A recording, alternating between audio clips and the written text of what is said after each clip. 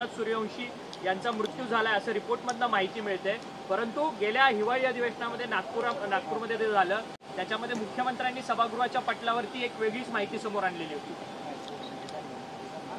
मी या सभागृहामध्ये त्यावेळेस एक हिंदी पिक्चर मधला डायलॉग म्हटला होता,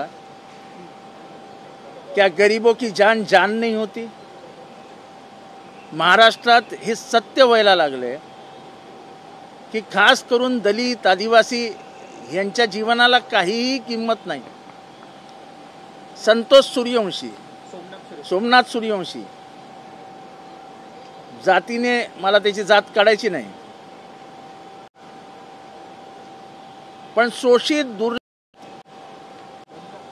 अल्पसंख्याक समाजातला हा माणूस, म्हणजे जातीय अल्पसंख्याक समाजातला हा माणूस अत्यंत कष्टाने मेहनत करून कायद्याचं शिक्षण घेत होता। परभणी प्रकरणामध्ये पोलिसांनी त्याला उचलून नेलं आणि नंतर हॉस्पिटलमध्ये मृत घोषित करण्यात आलं। आम्ही सभागृहात विचारत होतो, त्याला मारला कोणी? उत्तराला श्वासोश्वासाचा त्रास झाला। त्याच्या आईकडे चौकशी केली, आई म्हणाली त्याला त्रासच नव्हता, त्याला आजारच नव्हता। मला त्याचा अभिमान की या सरकारने तुटपुंजे 10 लाख रुपये पाठवले। त्याच्या आईने सांगितलं, माझं पोरगं मला परत करा। आजपर्यंत आम्ही ओरडत आलो, सत्य बोलायलाच कोणी तयार नाही, आणि आज अखेरीस सत्य बाहेर पडलं। इन्स्टिट्यूशनल किलिंग जर महाराष्ट्रात वाढायला लागल्या तर कायदा आणि सुव्यवस्था कशी टिकायची? कुठल्याही राज्याच्या प्रगतीसाठी कायदा आणि सुव्यवस्था अत्यंत महत्त्वाची आणि जबाबदारी आहे, आणि त्याची संपूर्ण जबाबदारी सरकारची असते। आज सभागृहात चर्चा होईलच, पण मला महाराष्ट्राला हा प्रश्न विचारायचा आहे की गरिबांच्या जीवाची किंमत आहे की नाही?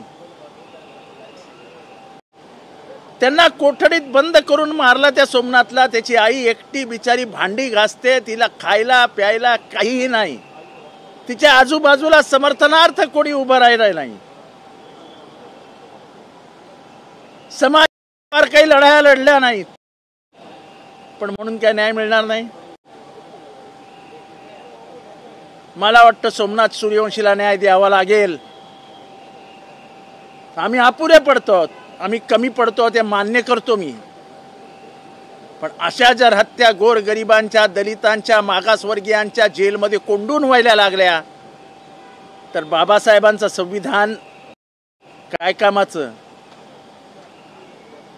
सरकारला याचं उत्तर द्यावं लागेल, आणि समाजाला आणि महाराष्ट्राला पण जागं व्हावं लागेल की आपल्या मनासारखा न्याय मिळवून घेण्यासाठी तुम्हाला पोलिसांचा वापर करता येणार नाही। अक्षय शिंदे नावाच्या मागासवर्गीय पोराने काही गुन्हा केला असेल, तो गुन्हा असेल, त्याला कोर्ट सजा देईल, द्यायला हवी।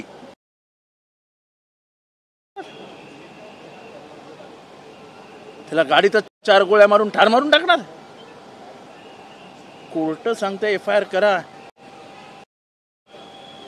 आजही सरकार FIR करायला तयार नाही।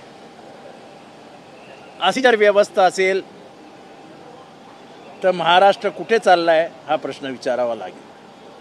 सोमनाथ सूर्यवंशीच्या संदर्भात मुख्यमंत्र्यांनी पटलावरती एक वेगळंच उत्तर दिलेलं होतं। आता मात्र समोर संपूर्ण रिपोर्ट मधलं एक वेगळं उत्तर निघतंय, त्यामुळे मुख्यमंत्र्यांच्या संशय निर्माण होतोय। सरकार ह्या गोष्टी का लपवतं? ते सत्य ते समोर आलं पाहिजे ना। सत्य सरकार कुठल्या जाती धर्माचं, सरकार पोलिसांचं नाही आहे। सरकार आहे, सरकार जनतेचं आहे, जनतेने निवडून दिलेलं सरकार आहे। आणि मी अजूनही सांगतो, ज्या दिवशी इन्स्टिट्यूशनल किलिंगला राजश्रय मिळायला सुरुवात होईल त्या दिवशी या संविधानाचा अंत झाला म्हणून समजा।